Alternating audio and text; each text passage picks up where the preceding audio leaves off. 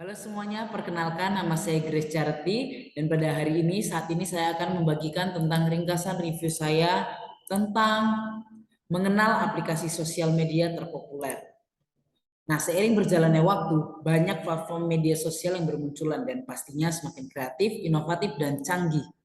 Di tahun 2021 ada 190 jiwa yang menggunakan media sosial atau sama dengan 70% penduduk Indonesia. Nah, pengguna sosial pada saat itu dan sampai sekarang pun itu dalam rentang usia 16 sampai 64 tahun. Nah, apa aja sih? Yang pertama adalah YouTube. YouTube ini adalah jaringan medsos yang banyak juga loh diminati karena salah satunya juga termasuk media ajar. Kelebihan YouTube saat ini tuh banyak variasi dan banyaknya konten kreator atau pembuat konten, siapapun dapat membuatnya. Cuman kekurangannya yaitu ya terlalu banyak konten sehingga sulit untuk memilih mana sih sebenarnya yang benar-benar layak untuk ditonton karena terlalu banyak pilihannya. Nah, manfaat dari YouTube apa sih? Dapat menghasilkan uang gitu ya melalui Google AdSense. Terus yang kedua juga kita dapat menonton tayangan yang terlewat atau bisa juga kita rerun gitu ya menonton video itu ulang. Dan yang ketiga juga dapat mempromosikan perusahaan atau profil sebuah individu. Kita juga bisa tanpa sadar juga bisa mempromosikan lewat YouTube.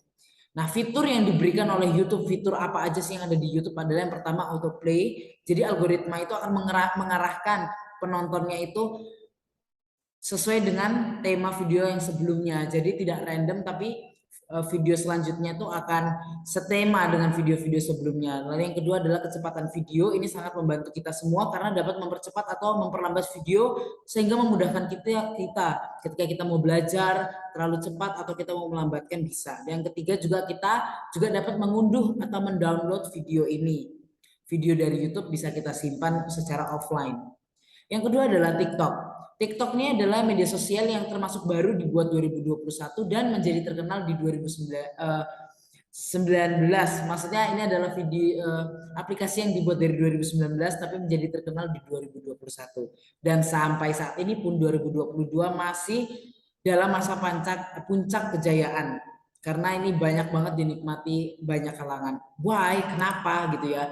Karena kelebihan TikTok adalah TikTok ini tidak perlu kita memiliki akun untuk melihat video, jadi melalui web saja bisa.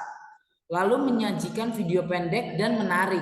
Jadi video yang pendek itu juga menarik perhatian kita. Yang ketiga adalah pembuatan videonya itu mudah.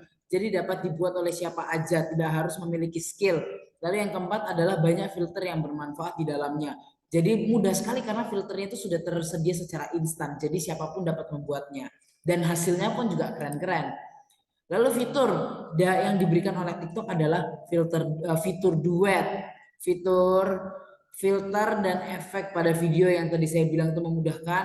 Bisa kita menambahkan efek suara dan tambahan musik dan juga ada fitur live and beautify.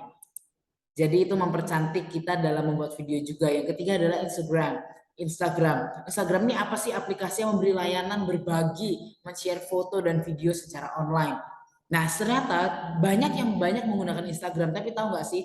Ternyata Instagram ini adalah kata insta, yaitu dari instan, yang seperti kamera Polaroid pada masanya saat itu yang sering dikenal dengan foto instan. Jadi Instagram ini benar-benar sesuai dengan namanya, Instagram, foto yang instan gitu ya. Nah, manfaat Instagram ini apa? Sebagai media penyimpanan foto digital. Banyak orang yang menyimpan foto, video itu mengabadikannya di Instagram. Terus juga sumber inspirasi dan membagikan ilmu. Dan menghibur diri juga sebagai entertainment kita dan juga bisa mendapat penghasilan jika kita berjualan atau menjadi selebgram gitu ya. Lalu fitur Instagram itu apa saja? Ada Instagram highlight dan Instagram story yang banyak dinikmati ya. Terus ada musik di feed, jadi di post itu juga kita bisa menambahkan musik. Lalu ada Instagram live dan Instagram shopping. Ini yang paling terbaru, dan itu sangat banyak peminatnya. Yang keempat adalah Twitter. Nah, Twitter ini nih apa sih? Twitter itu bisa dijadikan tempat curhat paling ampuh gitu ya untuk mengusir penat. Kenapa gitu ya? Jadi Twitter ini lebih banyak membagikan teks gitu ya, berkomunikasi dua arah. Seperti warga Twitter, kita biasa menyebutnya warga Twitter itu suka berbagi pengalaman pribadinya lewat tweetan atau tweet yang lucu sampai sedih, even jokes gitu ya. Nah, manfaat Twitter ini apa? Yang pertama tuh mengetahui berbagai informasi, menambah pertemanan pastinya, dan informasinya itu real time. Twitter itu jarang ketinggalan informasi. Twitter ini menurut saya termasuk juga yang up to date ya. Yang keempat adalah layanan customer service dan menyampaikan unek-unek juga buat netizen-netizen yang ada. Nah, fitur utama Twitter adalah retweet atau membagikan ulang hashtag atau tagar. Hashtag ini juga sangat penting di Twitter karena ini juga bisa membuat on trending seperti itu ya. Jadi topik-topik yang menarik kita akan mudah dapatkan dengan hashtag yang ada di Twitter ini. Terus yang ketiga juga ada link yang dipersingkat, URL yang dipersingkat, jadi memudahkan, dan topik hangat atau trending topics yang seperti tadi saya mention bahwa Twitter ini jarang ketinggalan update ya. Yang kelima adalah Facebook. Facebook ini termasuk paling banyak digunakan di seluruh dunia. Sudah kalau nggak salah sudah 16 tahun gitu ya. Fungsinya tuh beraneka ragam, bagi foto iya, video, lokasi, kegiatan dan lain-lain. Apalagi setiap tahun ya Facebook ini juga selalu melakukan update atau pembaharuan dari segi fitur dan fungsinya yang wajib kita ketahui semua. Manfaat Facebook itu apa? Banyak info lowongan kerja, menyambung silaturahmi, mudah menyebarkan informasi, dan mudah membuat grup atau transaksi jual beli gitu ya. Dan fitur dari Facebook adalah newsfeed, suka dan tanggapan, yaitu likes and comment. Yang ketiga adalah marketplace yang memudahkan transaksi jual beli, dan yang keempat adalah messenger, yaitu kita dapat berkomunikasi dengan siapapun yang kita mau gitu ya.